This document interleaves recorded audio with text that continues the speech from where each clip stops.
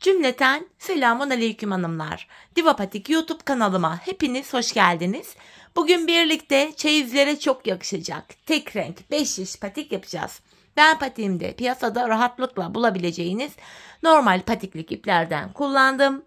Şişlerim 3 numara. Hemen modelimi de göstereceğim. İşte hanımlar, modelimiz bu şekilde. Çok şık, çok kolay, zarif bir model oldu. Bu şekilde patiğimiz.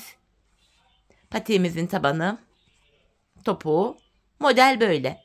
Hanımlar, bu patik benim elimin ölçülerine göre 37, 38 ve 39 numara ayaklar için uyumlu oldu. Hemen patiğimize başlayalım. Ben patiğime her zaman olduğu gibi burun kısmından 12 ilmek olarak başlıyorum. Ben bu başlama tekniğini hemen hemen bütün 5 şiş patik videolarımda detaylı olarak anlattım. Şimdi sil baştan yeniden gösteriyorum. Sebebi şu: bu videoya ilk defa denk gelecek olan hanımların da kafaları karışmasın diye. Ayrıca kanalımda farklı 5 şiş patik başlama teknikleri de var.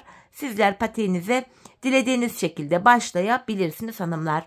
Evet, sayalım kaç ilmek oldu? 3, 6, 9, 12 ilmek oldu. Geri dönüyorum. Geri döndüğümüzde hanımlar bakın arka yüzdeyiz. Arka yüzde ilk kenar ilmeğini örmeden alıyorum. Diğer ilmeklerimi ters olarak örüyorum. Sırasıyla ilmeklerimi ters örüyorum ilk sıramızda. Sonuncu ilmeğimi de ters ördüm. Geri dönüyorum, ön yüzdeyiz. Artık düz örgü uygulaması yapacağız. 5'e de geçeceğiz. Öncelikle kenar ilmeğini örmeden aldım. Şu ikinci ilmeğim 3, 4, 5, 6. İlk 6 ilmeğimi ilk şişimle ördüm. Kalan 6 ilmeğimi de ikinci şişimle örüyorum. Şimdi hanımlar, hiç geri dönmeden ilk başladığımız yerlerden ilmekler çıkaracağız. Üçüncü şişime çıkaracağım ilmeklerimi. İlk ilmeğimi hemen şu kenarda, bakın hemen şurada ilmeğin iki kanadına birden girerek çıkarıyorum. Devamında ilmek çıkarabilmek için de başlangıç yerleri sık olduğu için tığımdan yardım alacağım. Şu şekilde başlangıç yerlerine giriyoruz ve ilmek çıkarıp şişimize takıyoruz. Hanımlar, başlangıç yerine şöyle ilmeğin iki kanadına birden girelim. Patik burnumuz daha sağlam olsun. Şu 5. ilmeğim ve bir ilmek daha çıkartıyorum, 6. Şimdi bir 6 ilmek daha çıkaracağım. Onu da 4. şişime takacağım. Bakın şu 1. ilmeğim. Devam ediyorum. Şu 2. ilmeğim. 3. 4. ilmeğim. 5. ve kenardan bir ilmek daha çıkartıyorum, 6. Böylece 4 şişimde de 6'şar ilmeğim oldu. 5. şişimi aldım, örmeye başlıyorum. Bir sıra 4 şişimdeki ilmekleri de düz öreceğim hanımlar. 5 şiş patikte bir sıra dediğimiz olay şudur: 4 şişimizdeki ilmeklerimizi de örüp tamamlayınca bir sıra örmüş oluyoruz. İkinci şişime geldim. Boşalan şişimiz ile sıradaki şişteki ilmekleri örüyoruz. 5 şiş patik bu şekilde dolana dolana örülüyor. Şimdi de 3. şişime geldim. 3. şişimdeki ilmeklerimi de yine düz öreceğim. Bu şekilde düz örgü uygulaması yapıyoruz patiğimizin burun kısmında. 4. ve sonuncu şişime geldim. Buradaki ilmeklerimi de yine düz olarak örüyorum. Böylece hanımlar bir sıra örmüş olduk. Şimdi artırma zamanı. Patik burnumuza şöyle baktığımızda artırma işlemini şu sağ ve sol kenardan yapacağız. Orta kısımlardan artırma yapmayacağız. Şu anda 1. şişimdeyim. Burada ilk 2 ilmeğimi örüyorum. Kenar sağ tarafta çünkü.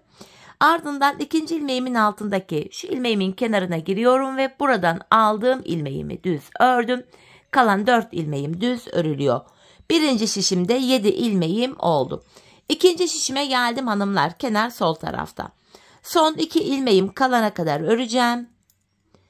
Sondan 2. ilmeğimin altına, yani şuraya giriyorum ve buradan aldığım ilmeğimi de düz ördüm. Kalan 2 ilmeğim düz örülüyor. Böylece 2. şişimde de 7 ilmek oldu. 3. şişime geldim. Kenar hemen başta. 2 ilmek örüyorum. Ardından 2. ilmeğimin altında hemen şu ilmeğimin kenarına girip buradan aldığım ilmeğimi de düz ördüm. Kalan 4 ilmeğimi düz örüyorum. İlk 3 şişimde 7'şer ilmeğim oldu. 4. ve sonuncu şişime geldim. Kenar sol tarafta. Son 2 ilmeğim kalana kadar öreceğim. Ve sondan ikinci ilmeğimin altında şu ilmeğimin kenarına girdim ve buradan aldığım ilmeğimi düz ördüm. Kalan 2 ilmeğim düz örülüyor. 4 şişimizde de hanımlar 7'şer ilmeğimiz oldu. Bir sıra artırma yaptık. Şimdi bir sıra ilmeklerimi artırma yapmadan düz olarak öreceğim. 5 şiş patik burnunda bir sıra artırma yaparken bir diğer sırada ilmeklerimizi artırma yapmadan düz olarak örüyoruz. Sebebi şu: her sıra artırma yaparsak şayet patik burnumuz bir anda açılma yapar ve hoş bir görüntü olmaz. Şu anda 3. şişime geldim. 3 ve 4. şişimdeki ilmeklerimi de düz öreceğim. Bu düz ilmeklerimi örerken sizlere artırma işlemini kısaca tekrar etmek isterim. Artırma işlemini 1. ve 3. şişimizde ilk 2 ilmeği ördükten sonra yapıyoruz. 2. ve 4. şişimizde de son 2 ilmek kalana kadar örüp öyle artırıyoruz. Evet hanımlar, 4 şişimdeki ilmeklerimi de düz ördüm. Tekrar artırma zamanı. İlk şişimdeyim, kenarımız başta. 2 ilmek örüyorum. Ardından ikinci ilmeğimin altına, yani şuraya girdim ve buradan aldığım ilmeğimi düz örüyorum. Kalan 5 ilmeğim düz örülüyor. Böylece 1. şişimde 8 ilmeğim oldu. 2. şişime geldim. Kenar sol tarafta. Son 2 ilmeğim kalana kadar öreceğim. Sondan ikinci ilmeğimin altına, yani şuraya giriyorum. Buradan aldığım ilmeğimi de düz ördüm. Kalan 2 ilmeğim düz örülüyor. Burada da 8 ilmek oldu. 3. şişime geldim. Kenar başta. 2 ilmek örüyorum. Ardından ikinci ilmeğimin altına şuraya girdim ve buradan aldığım ilmeğimi de düz ördüm. Kalan 5 ilmeğim yine düz örülüyor. İlk 3 şişimde 8'er ilmeğim oldu. 4. ve sonuncu şişimdeyim. Kenar solda. Son 2 ilmeğim kalana kadar örüp artırmamı yapacağım.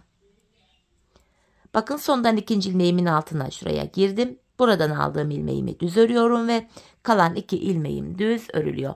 4 şişimizde de hanımlar 8'er ilmeğimiz oldu. Şimdi bir sıra artırma yapmıştık. Şimdi bir sıra 4 şişimizdeki ilmekleri düz öreceğiz. Sonraki sıra artıracağız. Düz öreceğiz, artıracağız. Patik burnumuzu böyle tamamlayacağız. Hanımlar, ben bu patiğimde her bir şişimde 14'er ilmeğim olana kadar artırmalarımı yaptım. Ardından modelime başladım. Şimdi hep birlikte her bir şişimizde 14'er ilmek olana kadar artıralım, gelelim. Ardından birlikte bu güzel modelimize başlayalım. Evet hanımlar, ben her bir şişimde 14'er ilmeğim olana kadar artırmalarımı yaptım. Artırmadan sonra bir sıra düz örmedim. Hemen modelime başlayacağım. Model sadece tek sırada örülüyor hanımlar. Bir sıra model kurulumu yapıyoruz. Bir sıra düz örüyoruz bu şekilde. Şimdi modelimize başlıyoruz, ilk modelimize. Kenardaki ilk ilmeğimi düz olarak ördüm. Şimdi hanımlar, model 3 ilmek üzerine kuruluyor. Şu önde 3 ilmeğim var. Şu 3 ilmeğimi alıyorum. Bakın, 3 ilmeğimi birlikte ördüm. Bu 3 ilmeği sol şişimden bırakmıyorum. İpimi şişime bir kere doluyorum ve aynı 3 ilmeğin içinden bir ilmek daha çıkarttım. Yani 3 ilmeğin içinden böylece 3 ilmek çıkarıyoruz hanımlar. Şöyle diğer 3 ilmeği bıraktım. Yanında bir ilmek düz var. Şimdi tekrar öndeki 3 ilmek üzerine modelimi kuracağım. Şu önde 3 ilmeğim var. Bu üçünü alıyorum. Bakın. Üçünü birlikte ördüm. İpimi şişime doluyorum. Aynı yerden bir ilmek daha çıkartıyorum. Yine 3 ilmeğin içinden 3 ilmek çıkarttım. Arada bir ilmek düzümüz var. Şimdi yine öndeki 3 ilmeğe modelimi kuracağım. Şu öndeki 3 ilmeğimi alıyorum. Şöyle. 3 ilmeğin içinden yine ipimi şişime doladım. Bir ilmek daha çıkartıyorum. Bu şekilde 3 ilmek çıkarttık. Bu 3 ilmeğimi sol şişimden bıraktım. Arada bir ilmek düzüm var. Şimdi öndeki 3 ilmeğe de model kuracağız. Ön yüzde modeli tam kurabilelim diye buradaki ilmeği ikinci şişime alacağım hanımlar. İlmekler bu ön şişte bu ilk 2 ilmek arasında kayabilir. Bilek ayrımı yaparken ilmekleri tekrar yerine koyacağız. En son bir ilmek örmüştüm. Şimdi buradaki ilk 3 ilmeğe de yine modelimi yapıyorum. Bakın. Şu önde 3 ilmeğim var. Üçünü birden örüyorum. İpimi şişime doladım ve bu 3 ilmeğin içinden şöyle bir ilmek çıkarttım. Yani 3 ilmeğin içinden toplamda 3 ilmek çıkarıyoruz. Bir ilmek düz ördüm. Tekrar öndeki 3 ilmeğime model yapacağım. Şöyle. Üçünü birden örüyorum. İpimi şişime doladım ve bu 3 ilmeğin içinden yine bir ilmek çıkarttım. Yanında bir tane düzüm var. Şimdi tekrar öndeki 3 ilmeğe model kurulumu yapacağım. Bakın. Bu 3 ilmeğin üçünü birden örüyorum. İpimi şişime doladım ve aynı 3 ilmeğin içinden bir ilmek daha çıkarttım. Bu şekilde. Desenimiz hanımlar böyle görüntümüz. Şimdi devam edeceğim. Yine bir ilmek düz örüyorum. Tekrar son 3 ilmeğime model kurulumunu yapıyorum. 3 ilmeğimi aldım. Bu şekilde. Üçünü birden örüyorum. İpimi şişime doladım ve aynı 3 ilmeğin içinden şöyle bir ilmek daha çıkarttım. Bu 3 ilmeği sol şişimden bırakıyorum. Ön yüzde modelimizi tamamladık hanımlar. Patiğimizin tabanındayız. Patiğimizin tabanına model kurulumu yapmıyoruz. Taban bölümde ilmeklerimizi tamamen düz olarak örüyoruz hanımlar. Model kurulumunu sadece ön yüzde ilk 2 şişimize yapıyoruz. Bu şekilde taban düz örülüyor. Tabandaki diğer şişime geldim. Buradaki ilmeklerimi de yine düz olarak örüyorum.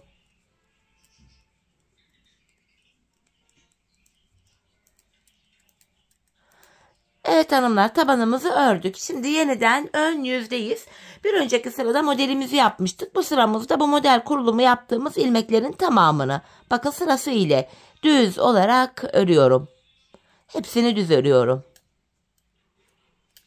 Bu şekilde. Çünkü bir sıra model kurulumu yapıyoruz. Bir sıra ilmeklerimizi düz örüyoruz. Bakın ilk şişimizi ördüm. Şimdi ikinci şişimize geldim hanımlar. İkinci şişimizdeki ilmeklerimizi de yine düz olarak öreceğiz. Sırasıyla ilmeklerimi düz örüyorum.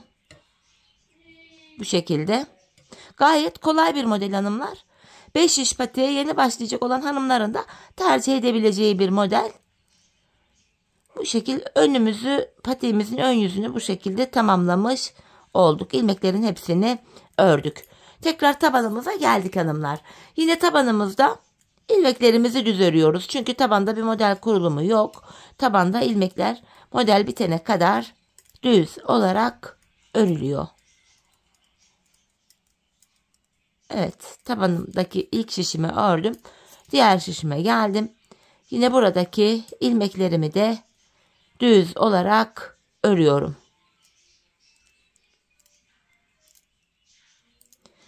Evet, tabanımızı tamamladık. Ön yüzdeyiz hanımlar. Ön yüzde ilk modelimizi bu şekilde kurmuştuk. Şimdi hanımlar ikinci modelimizi yapacağız. Bu model kaydırmalı bir model hanımlar. Hemen şöyle göstereyim. Bakın kaydırmalı bir model. Alttaki iki modelin tam ortasına gelen 3 ilmeğe model kurulumu yapacağız. Ya da bu şekilde kafanız karışacak olursa hanımlar şöyle hesaplayın. İlk modeli yaparken kenara bir ilmek örmüştük. Öndeki 3 ilmeğe model kurmaya başlamıştık. Bir diğer modelde kenara 1, 2, 3 ilmek örüyorum. Bakın kenara 3 ilmek ördüm. Şu öndeki 3 ilmeğe model kuracağım. Bakın şu 3 ilmeği alıyorum. Ortadaki. Bu 3 ilmek bakın alttaki iki modelin arasındaki tam ortasına gelen 3 ilmek oluyor. Buna model kurulumu yapıyoruz. Yine öndeki 3 ilmeğin içinden bu şekilde 3 ilmek çıkarıyorum. Şöyle. Bakın buradaki ilk modeli yaptık. Yine model arasında bir ilmeğimiz var. Tekrardan ikinci modeli yapacağız. Öndeki şu 3 ilmeğin içinden şöyle 3 ilmek çıkarıyorum. Model arasında bir ilmek düz örüyorum. Bakın hanımlar gördüğünüz gibi modeli kuruyoruz. Şeklimiz oluşuyor. Tekrardan öndeki 3 ilmeğe model kurulumu yapacağız. Şu 2 bu defa ikinci şişimden ilk şişime ilmek alıyorum. Ya da hanımlar sizler bu aşamada şu öndeki 2 şişteki ilmekleri tek şişe de toplayabilirsiniz. Artık nasıl kolayınıza gidiyorsa. Tekrar bakın modelimi yapıyorum. Öndeki 3 ilmeğim var. Bu 3 ilmeğin içinden yine şöyle 3 ilmek çıkartıyorum. Bu şekilde. Diğer şişime geçtim. Model arasında bir ilmek düz örüyorduk. Tekrar öndeki 3 ilmeğe model kuracağım. Yine 3 ilmeğin içinden 3 ilmek çıkarıyorum. Model arasına bir ilmek düz ördüm. Tekrardan öndeki 3 ilmeğin için 3 ilmeğin üçünü birden alıyorum. Bir ilmek çıkarttım. İpimi şişime bir kere doladım. Bir ilmek daha çıkartıyorum. 3 ilmeği sol şişimden bıraktım. Ortada bir ilmek düzüm var. Yeniden öndeki 2 ilmeğe öndeki 3 ilmeğe model kurulumu yapıyorum. Bu şekilde 3 ilmeğin içinden 3 ilmek çıkarttım ve kalan 2 ilmeğimi örüyorum. İkinci modeli de tamamladık hanımlar. Modelimiz kaydırmalı olarak bu şekilde kuruluyor. Geldik patiğimizin tabanına. Yine tabanda model kurulumu yapmıyoruz. İlmeklerimizi taban bölümde düz olarak örüyoruz hanımlar. Dediğim gibi model kurulumu sadece ön yüzde. Tabandaki diğer şişime geldim. Yine buradaki ilmeklerimi de düz olarak örüyorum.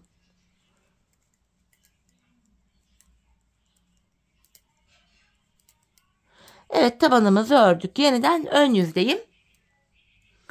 Evet hanımlar, bir önceki sırada model kurulumu yapmıştık. Bu sıramızda yine model yok. İlmeklerimizi normal düz olarak sırasıyla örüyoruz.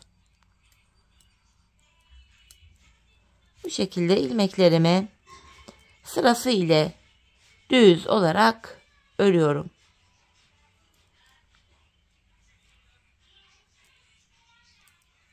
Bakın ilk şişimizi ördüm. Şeklimizde hanımlar burada yavaş yavaş artık kendini göstermeye başladı. Zaten bu model ördükçe kendini gösteren bir model hanımlar. Ördükçe model daha çok net bir şekilde belli oluyor. Henüz biz ikinci modelimizi yaptık. 2 model yaptık. Şimdi diğer şişimdeyim. Buradaki ilmeklerimi de yine düz olarak örüyorum sırasıyla.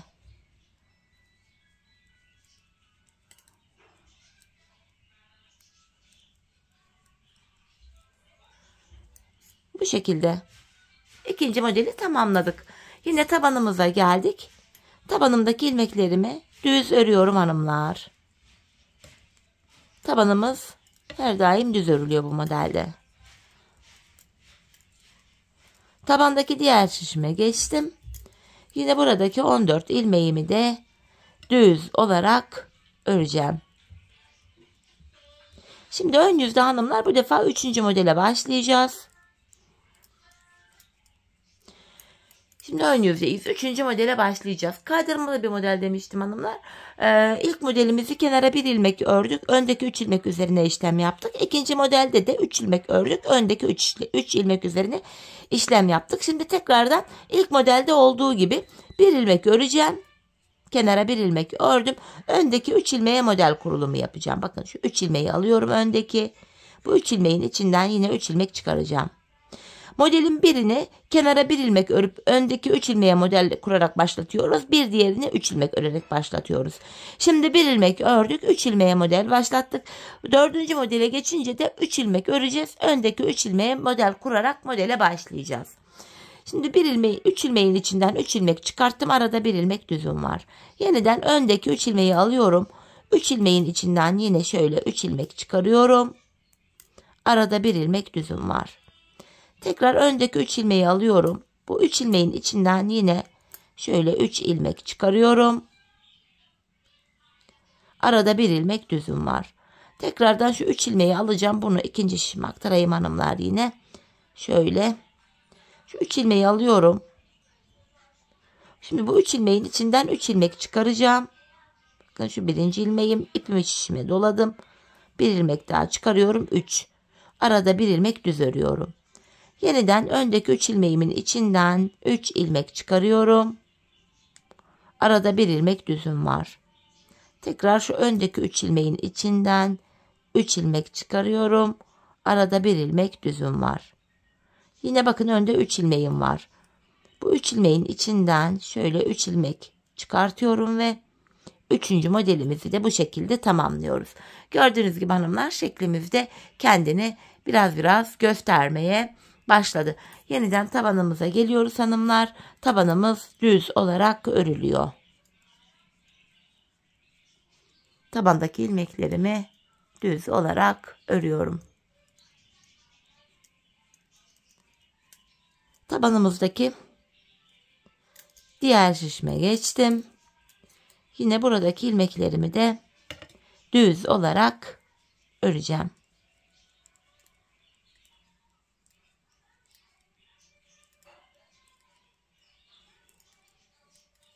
Yeniden ön yüzdeyim.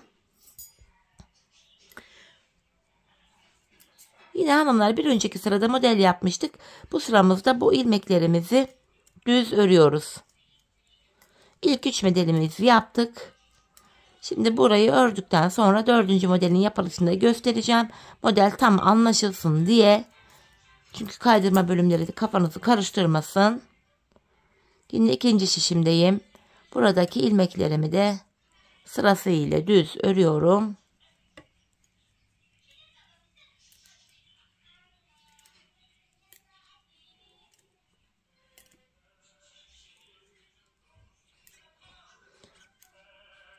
Bu şekilde ilmeklerim. Evet, sonuncu ilmeği de ördüm. Tabanımıza geldim hanımlar. Tabandaki ilmeklerimi de yine düz örüyorum. Ön yüzde 4. modeli başlatacağız. Son kez sizlere kaydırmanın nasıl olacağını bir tekrar edeyim, göstereyim.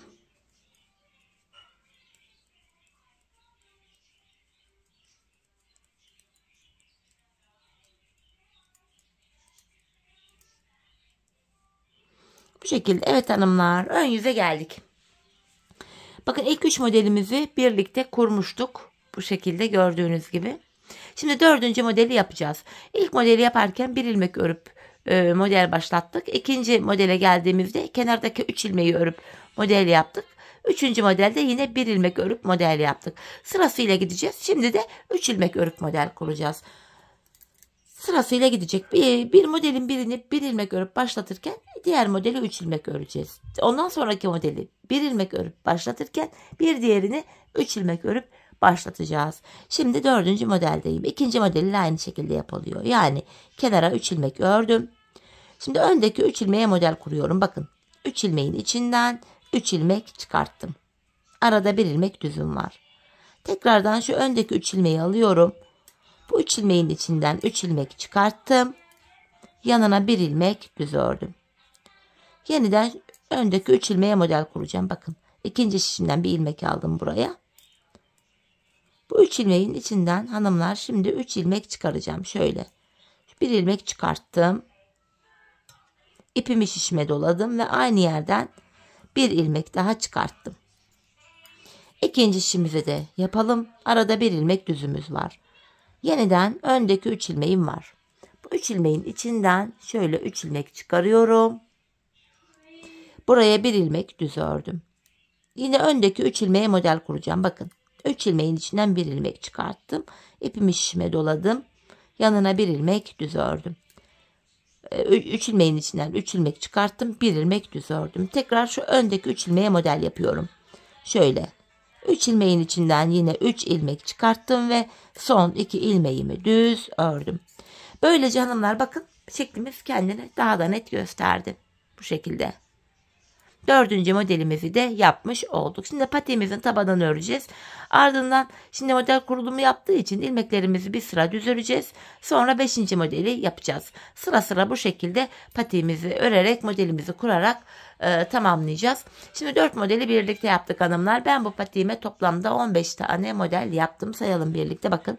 Şu 1, 2, 3, 4, 5, 6, 7, 8, 9, 10, 11, 12, 13, 14, 15. 15 tane model yaptım. Sizler bu aşamada patiğinizi örerken hanımlar bir ayağınıza giyin, deneyin.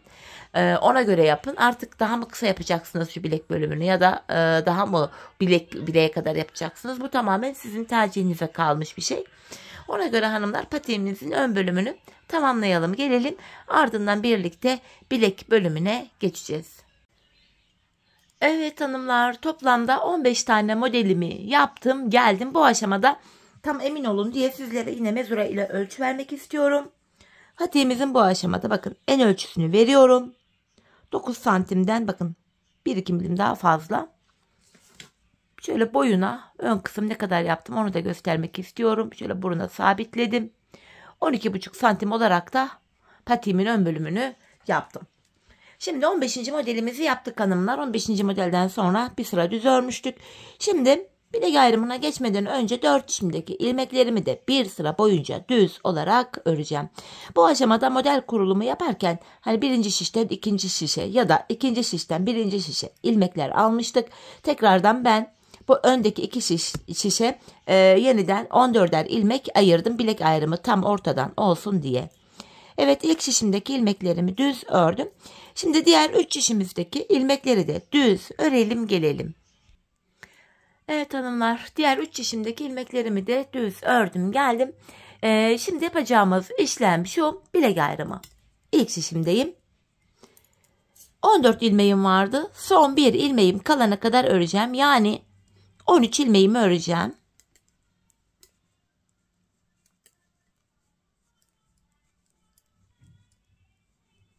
Bakın burada son bir ilmeğim kaldı. Bu sonuncu ilmeğim ile ikinci şişimdeki ilk ilmeğimi alıyorum. Bu iki ilmeği bilek ayrımında böyle birbiriyle yer değiştirdim. Yer değiştirdim. İlk ilmeğimi ilk şişimle ördüm. Bilek ayrımında, yani burada ilmekleri yer değiştirerek örme sebebimiz şu: bilek ayrımı daha sıkı ve sağlam oluyor. Patiğimizin bu arka bölümlerine geldik hanımlar. Bu arka bölümlerde şu kenarlara ben 8'er ilmek haroşa ördüm. Örgümüzün hem arka yüzünde düz örgü örünce haroşa oluyor. Hem ön hem arka yüzde ters örgü örünce yine haroşa oluyor. Ben örgümüzün her iki tarafında da düz örgü örerek haroşalarımı elde ediyorum. Şimdi ikinci şişime geldim. Bu kenarda ilk 8 ilmeğim haroşa düz örüyorum. 3, 4, 5, 6, 7, 8. 8 ilmek haroşamı ördüm. Diğer ilmeklerimi de şu anda ön yüzdeyim. Düz örmeye devam edeceğim. Artık patiğimizin arka bölümüne geçtik hanımlar. Arka bölümde ön yüzdeysek düz örgü, arka yüzdeysek de ters örgü uygulaması yapacağız. Şu anda ön yüzdeyiz. İlmekleri düz örüyoruz. Bilek ayrımına kadar öreceğiz. Ardından geri döneceğiz. Geri döndüğümüzde arka yüzde olacağımız için ilmeklerimizi düz olarak öreceğiz. Tabandaki diğer şişime geçtim.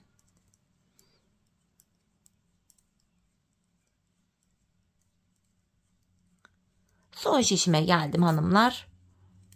Burada da yine ön yüzdeyim. İlmeklerim düz örülüyor.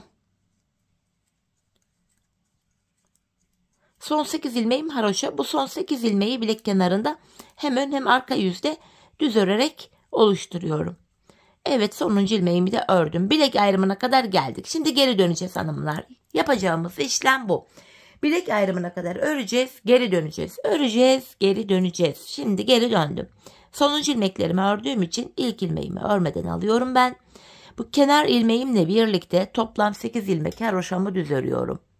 5, 6, 7, 8. Şöyle baktığımızda ön yüzde bir diş haroşamız oluştu. Diğer ilmekleri de şu an arka yüzdeyim, ters olarak öreceğim.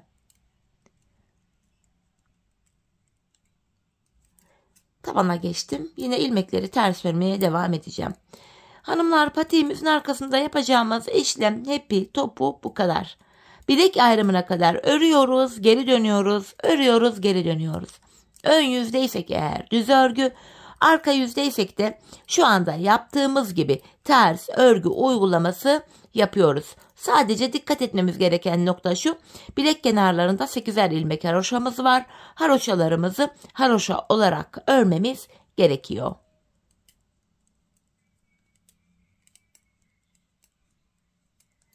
Evet, son şişime geldim. Burada da yine ilmekleri ters öreceğim. Bilek kenarındaki son 8 haroşa ilmeğimi düz öreceğim. Bakın, bu kenardan 8 ilmek kaldı. Bu 8 ilmeği, yani haroşamı düz olarak örüyorum. Bu şekilde. Bilek ayrımına kadar geldik. Yeniden geri döndüm hanımlar. Bu aşamada yine ön yüzdeyiz. Bir önceki sırada yaptığımızın aynısını yapacağız. Yine 8 haroşamı düz örüyorum. Ve ön yüzde olduğum için diğer ilmeklerimi de düz örmeye devam ediyorum.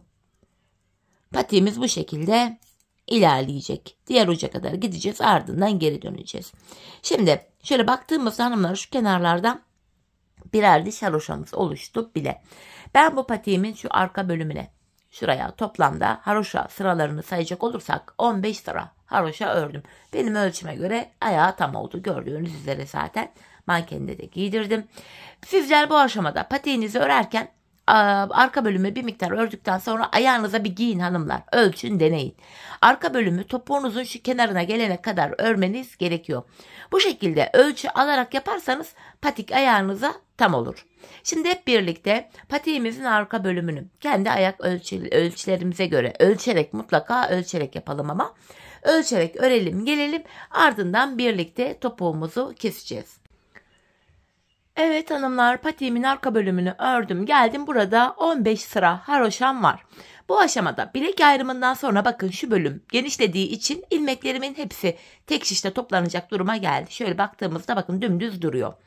Ben bu aşamada topuk kesiminde bana kolaylık sağlasın diye ön yüzden baktığımızda bu sol tarafa 24 ilmek ayırdım.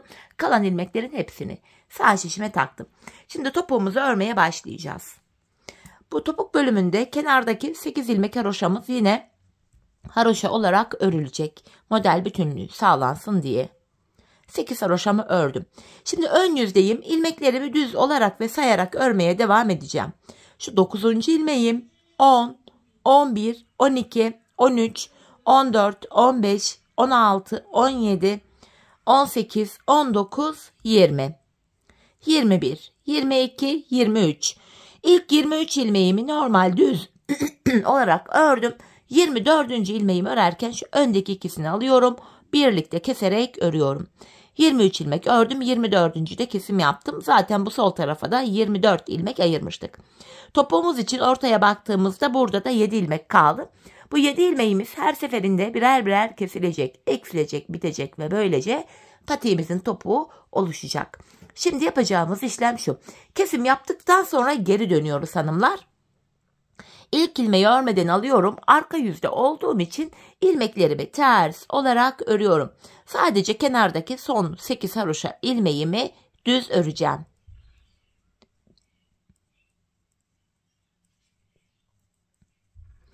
Son 8 ilmeğime geldim. Haroşalarımı düz olarak örüyorum. Şimdi geri döndük hanımlar, ön yüzdeyim.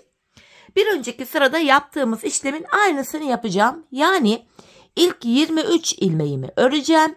24. ilmekte kesimimi yapacağım. 8 haroşamı ördüm. Sayarak devam ediyorum. Şu 9. ilmeğim 10, 11, 12, 13, 14, 15, 16, 17, 18, 19, 20, 21, 22, 23 ilmek ördüm. 24. de öndeki ikisini alıyorum.